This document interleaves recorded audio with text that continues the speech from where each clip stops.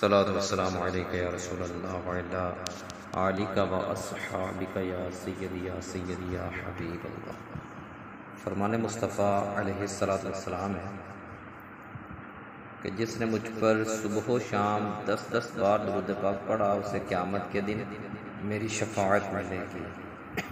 صلی اللہ تعالی علی محمد صلی اللہ تعالی علیہ وآلہ وبارک وسلم۔